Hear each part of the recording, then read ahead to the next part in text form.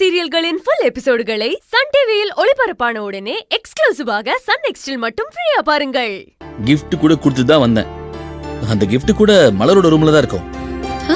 மலர் இன்னும் அதை பார்க்கலையா?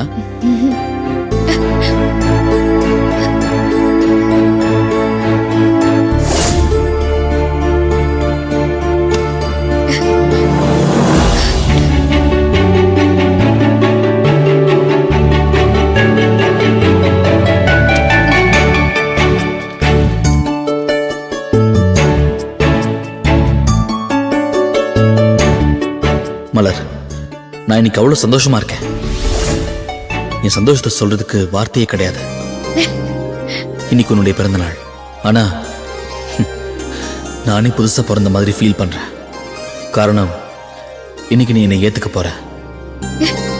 அந்த ஒரு நொடிக்காக தான் நான் காத்துட்டு இருக்கேன். நான் உன்னை எவ்வளவோ கஷ்டப்படுத்திருக்கேன், காயப்படுத்திருக்கேன். ஆனா அது எல்லாத்தையும் மறந்து நீ உன்னுடைய பிறந்த நாள் அதுமா நீ என்னை ஏத்துக்க போற அந்த ஒரு நிமிஷம் இந்த உலகமே என் கைக்கு வந்துட்ட மாதிரி நான் அவ்வளோ ஹாப்பியா இருக்க போறேன்.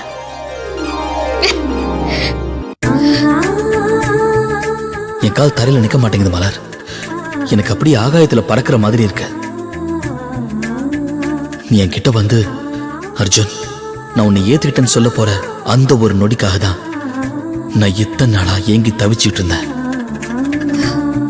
பொதுவா எல்லாரோட வாழ்க்கையிலையும் ஒவ்வொரு வருஷமும் வர பர்த்டேல அவங்க புதுசா பிறக்கிற மாதிரி அர்த்தம்னு சொல்லுவாங்க.